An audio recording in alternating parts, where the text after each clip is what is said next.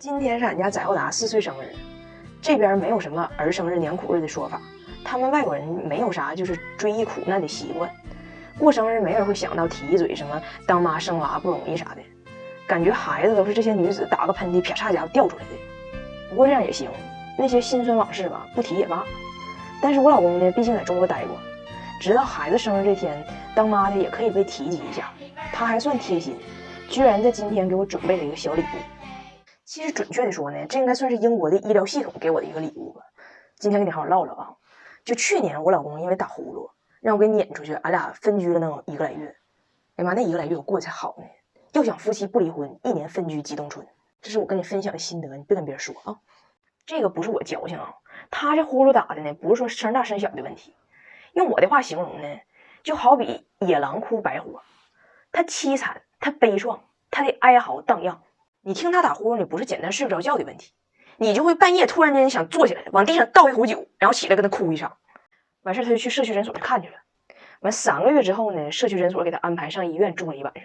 就他还有其他3批打呼噜的野狼吧，算是1批英格兰的，1批意大利的，1批印度的，完还有1批加拿大的。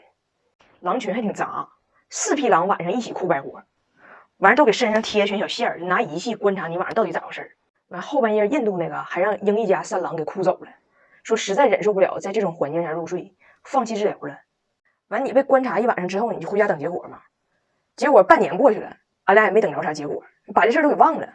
后来才知道他们把这个诊断结果给邮错地址了，也就是说某年某月的某一天，不知道哪个街区的哪个老谁家的小谁收到一封莫名其妙的信，不明不白的被诊断一顿自己为啥要哭白火。完2个月以前呢，终于来了一封信，这上边写着根据他们的观察，我大胖媳妇睡眠的时候呼吸有什么困难有啥啥啥的。完事解决的方式有2种，第一就是减重，她太胖了，第二呢就是有一种仪器他们会给我们邮来的。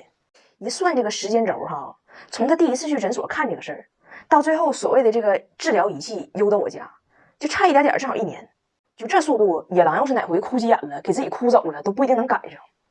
结果东西一到，我老公这家还挺正式的，把这个他等了能有1年的治疗仪器给我拿来了，还把它当成了儿生日年苦日给我留的惊喜。我一看，这玩意儿，就这玩意儿了。他这个塞我嘴里有点费劲，我就给你展示一下这原理啊。就是正常时候人打呼噜不应该这样吗？对吧？把它怼到你下牙上以后呢，你的嘴就是这样的。所以说你平时打呼噜的时候你是，现在你就是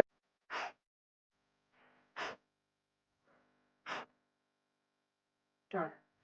别说呼噜声是真变小了，就是有点口干，完事有点肺刘海。哎，就你们凭良心说，就我们等待了1年的治疗仪器，是不是有点太先进了？